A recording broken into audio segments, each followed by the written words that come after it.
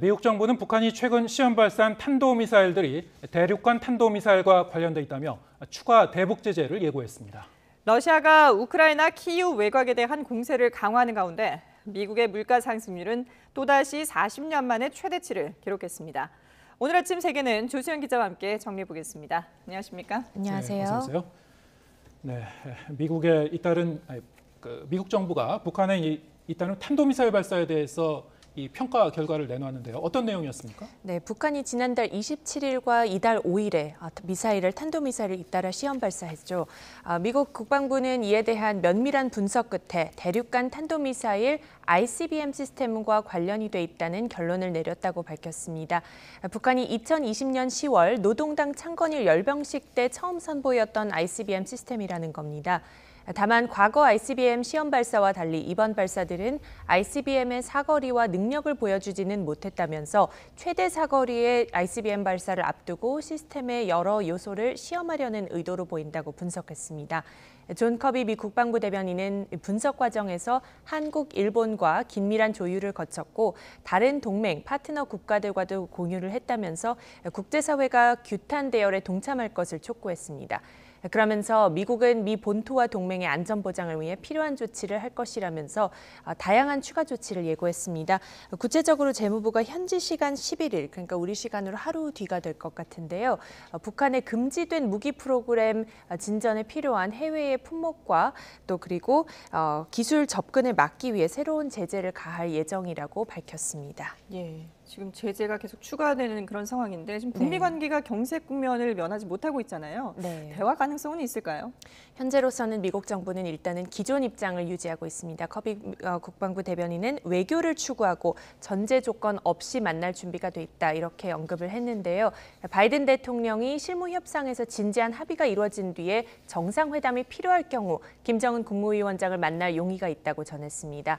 정상회담을 통한 톱다운 방식을 추구했던 트럼프 전 대통령과 달리 바이든 대통령은 실무 협의부터 밟아가는 그러니까 올라오는 이 보텀업 상향식 방침을 유지를 해왔는데요. 예. 우리의 새 정부 출범 이후 한미 간 대북 정책 조율을 거쳐서 대북 대화 재개의 실마리가 풀려갈 수 있을지 주목됩니다. 네, 이번에 러시아와 우크라이나 교전 상황 짚어보겠습니다. 지금 전황이 어떻습니까? 네, 러시아군이 조금 전에 말씀하신 대로 수도 키이우에 대한 공세를 계속 강화하고 있습니다. 아직까지 수도 키이우 안으로는 들어가지 못하고 있는데요. 키이우로 이어지는 주요 고속도로마다 격전이 이어지면서 치안이 불안한 상태입니다. 그간 소강 상태를 보였던 드니프로강 동쪽 전선에서도 새롭게 교전이 시작된 것으로 전해지고 있습니다. 비탈리 클리치코 키이우 시장은 우크라이나군의 항전으로 러시아군의 키이우 진입 작전이 좌절되고 있다며 키이우가 하나의 거대한 요새가 됐다고 밝혔습니다. 이렇게 러시아군이 주요 도시들을 포위하고 포격과 공습을 이어가면서 일반 시민들도 더 많이 자발적으로 전선에 나와서 결사항전을 다지고 있습니다. 예. 우크라이나 같은 경우에는 지금 러시아 침공 이후에 유럽연합에 공식 신청을 하고 신속하게 승인을 해달라고 요청을 한 상황 아니겠습니까? 네. 지금 이와 관련된 논의는 어떻게 이루어지고 있나요? 네, 사실 애초부터 전격적인 승인이 이루어질 가능성은 좀 낮아 보였습니다만은 우크라이나 사태 심각성을 고려해서 좀 특별한 그런 예외가 적용될지 관심이었는데요. 밤사이 열린 EU 비공식 정상회의에서 우크라이나가 EU에 빠르게 가입하는 특별 절차는 없다는 결론이 나왔습니다. 폴란드와 체코 등 여러 회원국들이 적극적인 찬성 의지를 밝혔지만 네덜란드와 프랑스 등이 절차 간소화를 꺼리고 있습니다. 마리크 류테 네덜란드 총리는 우크라이나의 EU 가입은 장기적으로 보면 가능할 수 있다면서도 패스트 트랙은 없다고 선을 그었습니다. 그러면서 당분간은 우크라이나에 대한 지원 방안에 집중할 방침이라고 말했습니다. 따라서 신속 승인은 사실상 좌절됐지만 EU와 우크라이나의 유대와 협력 강화 논의를 위한 새로운 계기가 좀 더 마련됐고 앞으로 논의가 좀 강화되지 않을까 이렇게 전망되고 있습니다.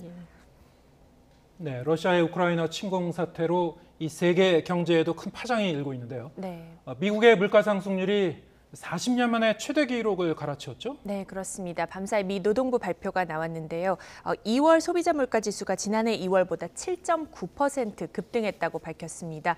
1982년 1월 이후 가장 큰 폭으로 지난 1월에 세운 40년 만에 최대 폭 상승 기록을 한 달 만에 넘어섰습니다. 휘발유, 식료품, 그리고 아파트 월세 등 거의 모든 분야에서 가격이 급등이 나타났습니다. 특히 몇 달째 상승세를 이어가고 있는 휘발유 가격의 경우에는 한 달 만에 6.6%나 치솟았는데 네. 물론 우크라이나 사태 영향도 있지만 정부의 미흡한 정책 때문이라는 지적도 나옵니다. 러시아의 우크라이나 침공 시점이 2월 말이었으니까요. 전쟁으로 폭등한 에너지 가격 상승분은 일부밖에 반영되지 않은 점도 참고해야 합니다. 유가 등 원자재 가격 폭등세가 본격적으로 반영되는 3월부터는 더 심화할 수밖에 없다는 전망입니다. 다만 미국의 신규 실업수당 청구 건수는 코로나 사태 이전 수준인 20만 건 안팎을 유지하면서 고용시장은 안정된 모습입니다. 이에 따라 인플레이션 잡기를 주요 목표로 설정한 미 중앙은행 연준의 금리 인상이 더 확실시되는 분위기인데요. 다음 주 금리 인상을 결정하는 정례회의에서 어떤 결정이 내려질지 관심이 집중되고 있습니다. 네, 다음 주도 계속 지켜보겠습니다. 지금까지 국제부 조수영 기자와 함께했습니다. 잘 들었습니다.